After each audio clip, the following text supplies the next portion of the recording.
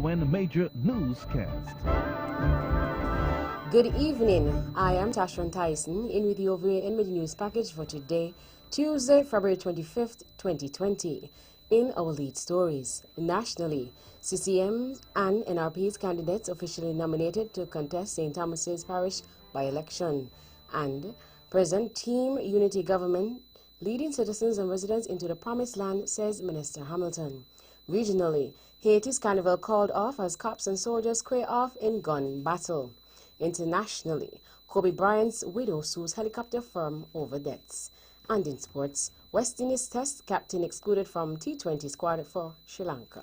We'll have the details of these and other stories after this message.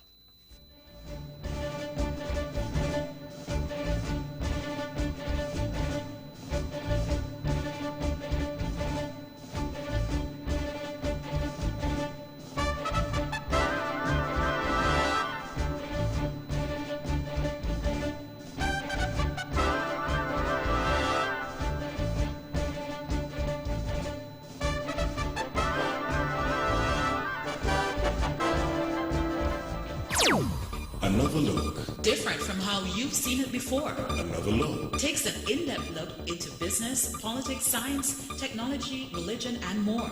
Another look. Featuring documentaries from the BBC, regional features, and local ones too.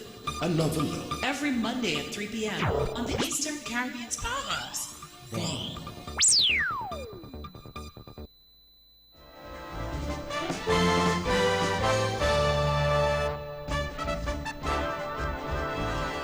Welcome back. Another national news in detail. Concerned Citizens Movement CCM's candidate, Mr. Keith Scarborough, will vie for the position of parliamentary representative for St. Thomas's Parish, constituency number 5, here on Nevis, in a by-election slated for Thursday, March 5th. This comes on the heels of Mr. Scarborough being officially nominated by Miss Shoya Matthew of Jessop's Village and Mr. Denzel Webb of Cotton Ground before Mrs. Sherilla Nisbet, the returning officer for the electoral district of Nevis, number 5, at the Cotton Ground Community Center on nomination day, today, February 25th. This was triggered by Mr. Joseph Parry's resignation from the Nevis Island Assembly in December 2019, who was the lone member of the opposition. As a result, according to St. Kitts and Nevis's constitution, a by-election shall be held to fill the vacancy within 90 days of the occurrence of the vacancy. Meanwhile, the Nevis Reformation Party NRP's candidate, Mrs. Cleone Stapleton Simmons, was nominated today, February 25th. She was nominated by Jennifer Jeffers and Colin Stapleton. She will also vie for the constituency number 5 seat. In more national news. We have been led from this wilderness into the promised land by Dr. Harris, and we will get there through 2020, 2025, and 2030. All we need is the support of the people of this country. Hope was lost under the Douglas administration. The Team Unity government has returned hope and opportunity to each and every one in this country. That's Minister of Human Settlement and Parliamentary Representative for constituency number 8, the Honorable Eugene Hamilton. He was speaking at one of the Team Unity's government's town hall meetings late last week in constituency number 8, St. Kitts. The constituency includes Keyon, St. Peter's, Keys Village, and Connery. Additionally, this also comes in light of the fact that the general elections are imminent. Meanwhile, Minister Hamilton sought to remind those present at the meeting of what transpired under the former St. Kitts Nevis Labour Party administration. We have come through some things that many seem to forget. You have forgotten the days when a prime minister will have an election and go away for weeks and tell you he could run a country on a BlackBerry. We have forgotten that. And it seemed like some people want to go back to that. We have forgotten that a prime minister could turn to his people and call them pigs. We have forgotten that there was a period when for 26 months this country was hijacked, our constitution raped and torn up. We cannot forget that. That is why I say there is a divinity that shaped our ends. God is in control. This is not the time to forget what has happened. The Honorable Eugene Hamilton. The East Bastia constituency office of the St. Kitts Nevis Labour Party SKNLP candidate Dr. Jeffrey Hanley has been vandalized for the third time in as many months, according to reports reaching the VOA Newsline, and appears to have occurred during the weekend. Harris again was written on sides of the building by the perpetrator or perpetrators. There have been attacks on properties occupied by SKNLP candidates since 2015.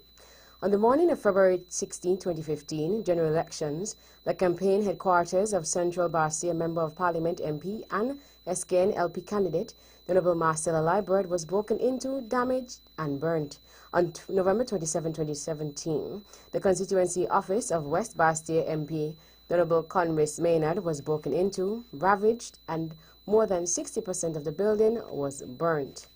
The constituency office of His Excellency Steve Renford, the SKNLP candidate for number 4, was extensively gutted by an early morning blaze on October 28, 2019.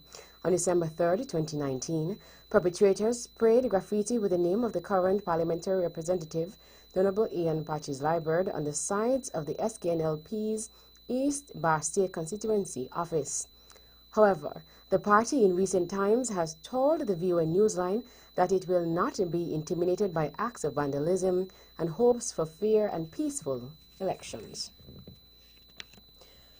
The Police High Command Royal St. Christopher and Nevis Police Force, RSCNPF, has issued a statement regarding a video which appears to be a police officer and 2 individuals driving around in a police vehicle for leisure time. According to the High Command of the Force, has become aware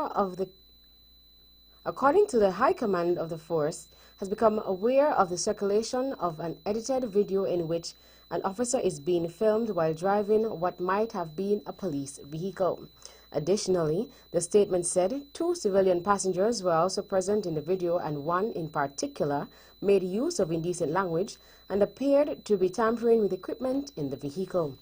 The High Command said it is deeply concerned about the behavior of the persons in the video, especially the inaction of the officer to address the situation.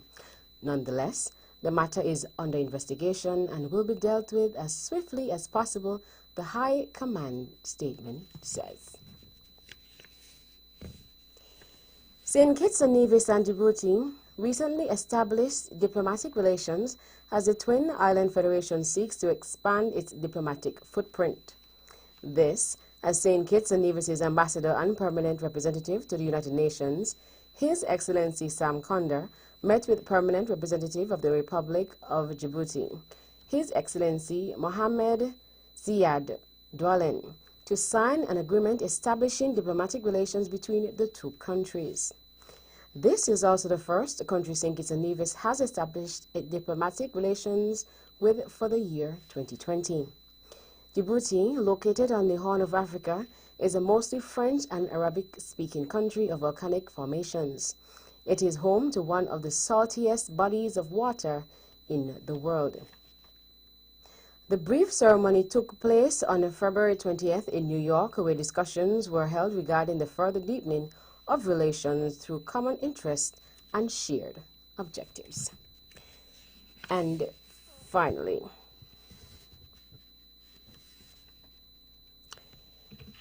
the ongoing integration of technology into the curriculum of primary schools in St. Kitts and Nevis is a source of pride for top officials in the government of St. Kitts and Nevis.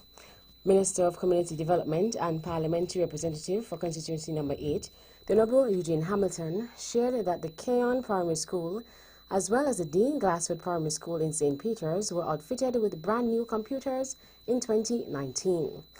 The Keon Primary School was equipped with 24 computers late last year, while the new computer lab was established with 15 computers at the Dean Glassford Primary School in the first half of 2019.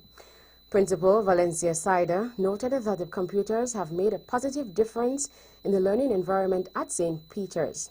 Each class starting at kindergarten, age 5, is taught basic computer operations. Teachers want to integrate technology into their classes, making use of the smart board, smart television, and portable Bluetooth speaker at the school. The computers were provided through a collaborative project between the Ross University School of Veterinary Medicine and the Ministry of Education. That's the national news segment. You can visit our website at www.vonradio.com or check us out on Facebook at Von Radio or our Von Radio YouTube channel for these and other stories.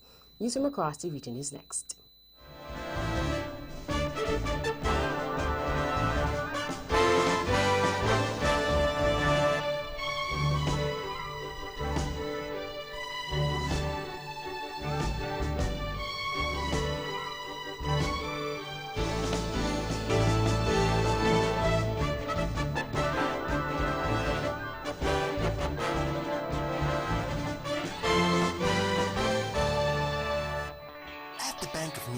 We know you have your personal as well as your business needs, and we're here to help.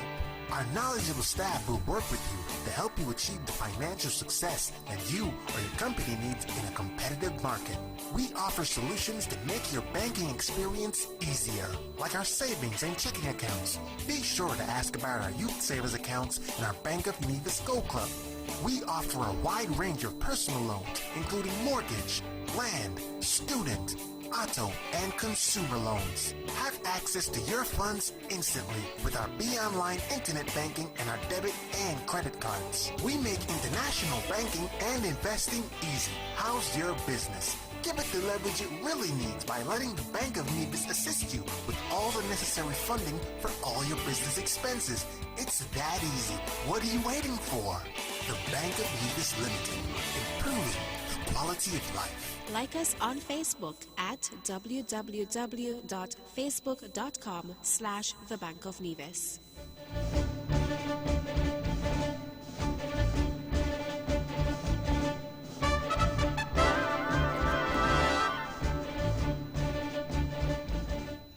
Welcome back. Another regional news in detail. Haiti's annual carnival, scheduled to be staged from until Wednesday, has been called off following violent clashes between the country's soldiers and police on what was to be day one of the celebration at the Champ de Mars. Members of President Jovenel Moïse reconstituted armed forces of Haiti and off-duty members of the Haiti National Police and their supporters exchanged gunfire at short distance from the presidential palace. Hooded gunmen identified as disgruntled off-duty police officers fired towards on-duty police and soldiers allied with #PHTK regime. A power struggle over the spoils of corruption has erupted within Haiti's U.S. UN-trained and armed police forces. Hours after the afternoon battle, government announced that the festival would be cancelled in order to avoid the planned bloodshed. Reports indicated that at least one person was fatally shot in the head and more than a dozen other people were wounded. The deadly clash came during a protest that was organized by police officers demanding better pay and working conditions and demanding that authorities accept their effort to unionize. Haiti's carnival was also cancelled last year due to unrest. Out of the Cayman Islands. House Speaker Makiva Bush has broken his silence on allegations that he assaulted the female manager of a local bar, saying at the time of the incident he was disoriented, does not remember the incident, and believes he must have felt that he was in danger. I wish to extend my profound and sincere apologies to the management and staff of Coral Beach, the public, my colleagues, my constituents, and in particular the manager, for the incident which occurred on Friday, 21st February 2020, Bush said. The campus has opted to withhold the name of the manager as the police are investigating the matter. Bush, in his statement, outlined the events of Friday, February 21st, saying that he went to Coral Beach to collect food to take home and was told that he had passed out and fell. He said he was told that when he was being helped to his feet, he reacted badly to the very persons who were surrounding him and assisting him. CARICOM leaders have decided to restructure the CARICOM Development Fund, CDF, to enable it to raise additional monies from individuals, companies, institutions, regional countries, and extra-regional countries. CARICOM chairman, Barbados' Prime Minister Mia Mottley, said the issue of the CDF and its management was one that had bedeviled the community for some time, noting that it was created as a way to assist disadvantaged countries, sectors and regions. Member states have committed to capitalizing this fund, but this will never be enough to do what needs to be done, particularly with all of the challenges that the region faces at this point in time. She said on the heels of the 31st intersessional meeting of the Conference of Heads of Governments, which her country hosted. Mottley added that the restructuring would be long-term, explaining that the CDF would ultimately drive the development of regional institutions that had been taken over by technological developments, which made them obsolete or incapable of being competitive. As a result, she said a transition period was needed since a middle-developed country that was affected by a climatic or other event would require an injection of capital in order to stabilize it. And finally, Guyana's President David Granger has expressed satisfaction for the country's progress as the country celebrated its 50th anniversary as a republic on Sunday, February 23rd. Guyana gained independence from the United Kingdom as a dominion on 26 May 1966 and became a republic on February 23rd, 1970, remaining a member of the Commonwealth. In an address to the nation, Granger said Guyanese were proud of the strides made by the Caribbean Community CARICOM member state. The president noted that the 50th Republic anniversary is an exciting and encouraging time for Guyanese who can look forward to a higher quality of life. He said the anniversary also marks the dawn of the decade of development 2020 to 2029. He noted that among the initiatives of his decade of development plan are the provision of tuition-free education for eligible students at the University of Guyana, energy security, economic growth, constitutional reform, and governance, the empowerment of youth and women, widespread infrastructural development, and deepening of international relations, as well as development for the indigenous people. And meanwhile, St. Lucia celebrated its independence on Saturday, February 22nd. From 1958 to 1962, the island was a member of the West Indies Federation. However, on February 22, 1979, St. Lucia became an independent state and a member of the Commonwealth of Nations. 2020 marks its 41st anniversary of independence. That's it for the regional stories. Stay with us for news from around the world.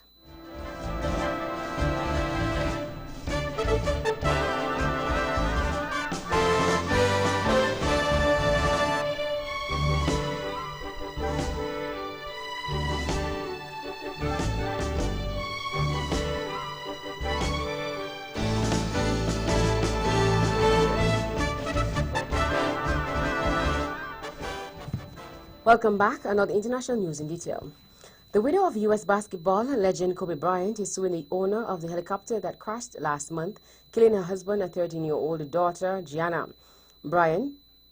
Gianna, and 7 others died when the helicopter they were in crashed in fog on January 26th. In the lawsuit, Vanessa Bryant says the pilot was negligent for flying in such poor weather. It was filed shortly before a memorial service held in Los Angeles.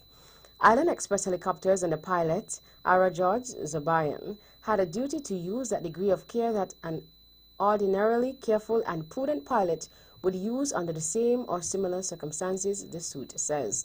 It alleges that Zobayan, who died in the crash, did not assess weather data before taking off.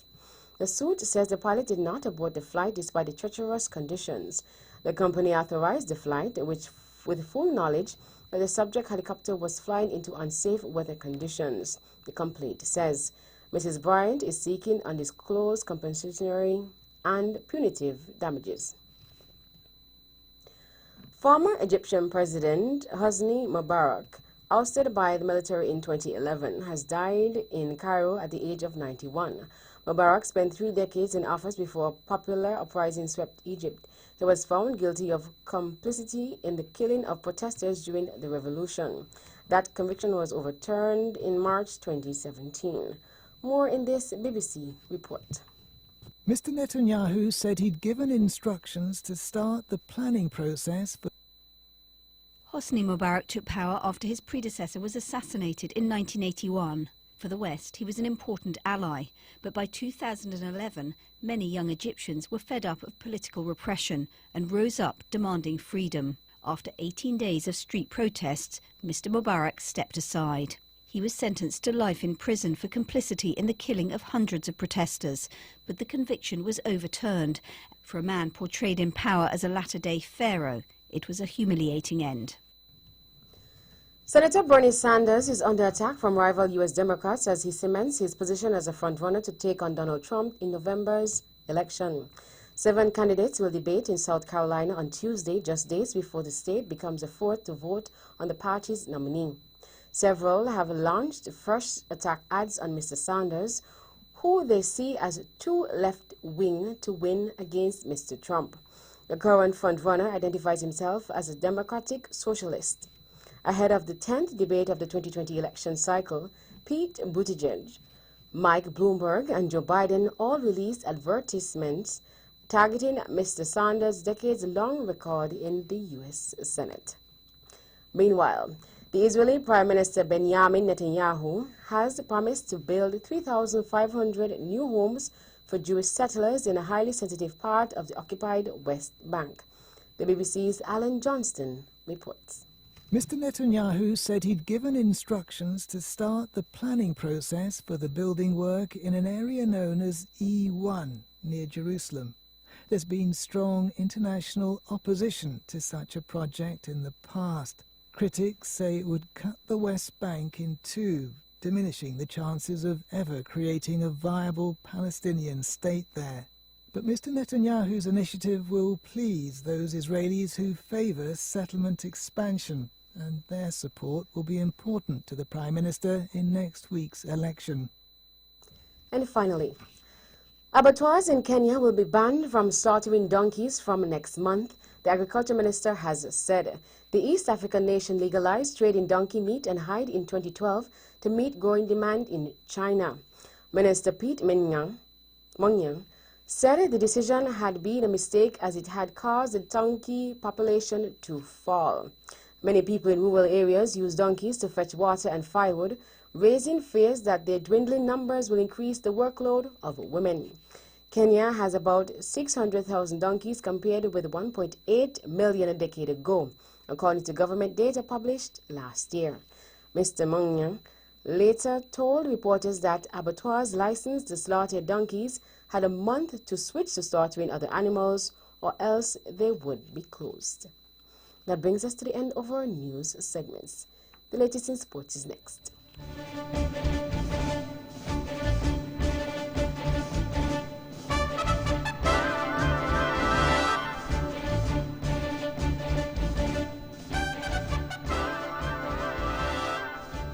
TDC Automotive invites one and all to TDC Tire World. Buy 3 tires, get the 4th tire absolutely free. Say what? Yeah! Buy 3, get 1 free is back at TDC Tire World. All brands, all sizes, installation and balancing free with every set purchased. TDC Automotive, we're #1 for a reason. Terms and conditions apply.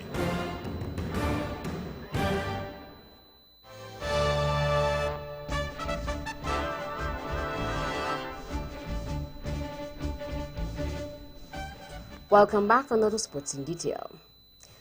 In cricket, West Indies Test captain Jason Holder was not selected for the T20 International Series against Sri Lanka. Holder, who was also omitted from the one-day international side, was not named in the 14-man squad announced on Saturday by the Cricket West Indies TWI selection panel. However, Andre Russell, the dynamic all-rounder, was recalled along with fast bowler O'Shane Thomas. The squad includes Kieron Pollard, captain Fabian Allen, Dwayne Bravo, Sheldon Cottrell, Shimon Hetmeyer, Shire Hope, Brandon King, Nicholas Puran, Rovman Powell, Andre Russell, Dendell Simmons, O'Shane Thomas, Hayden Walsh Jr., and Keswick Williams. West Indies is the defending champion and the only team to lift the trophy twice. The first T20I match will be held at Palakili International Cricket Stadium in Kandy, Sri Lanka on Wednesday, March 4th. In tennis, American teenager Coco Gauff has broken into the world's top 50 for the first time. Now ranked 49th in the world, Gauff is the first 15-year-old in 15 years to reach the women's top 50. She will be 16 on March 13th. Gauff's breakthrough was when she defeated Venus Williams on her way to reaching the fourth round at Wimbledon in 2019 in her first Grand Slam. Last month, she lost to Sophia Kenin in the Australian Open's fourth round in only her third Grand Slam appearance. She has climbed the rankings at a rapid rate, having started 2019 ranked number 686, but finished 2019 ranked 68th. Australian Ashley Barty, 23, remains number 1 in the world. West Indies has suffered heartbreak in the opening match against Sri Lanka as they went down by 1 wicket in the final over the nail-biting contest on Saturday.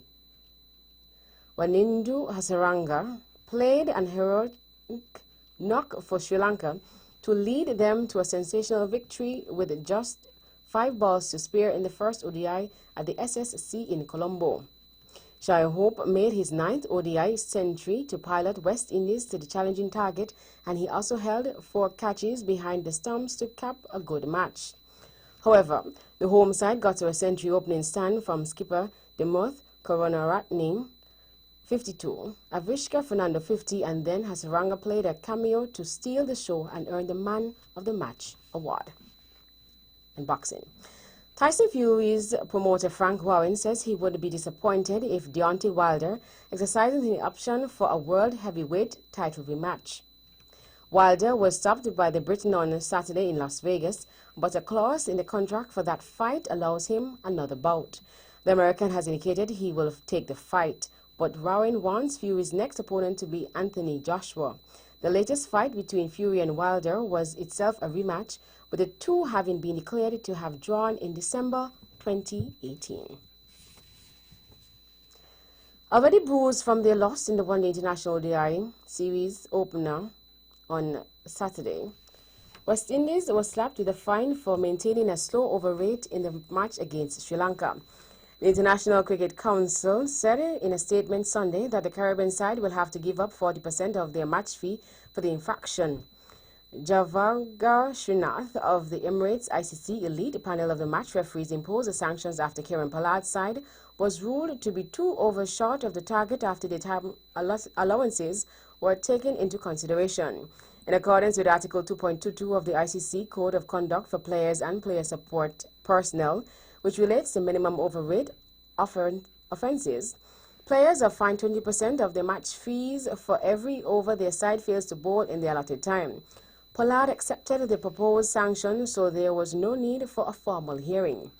On-field umpires Paul Wilson and Uchera, third umpire Maras Erasmus, and fourth official Lyndon Hannibal leveled the charges. Now that's it for sports. The General Weather Report is next.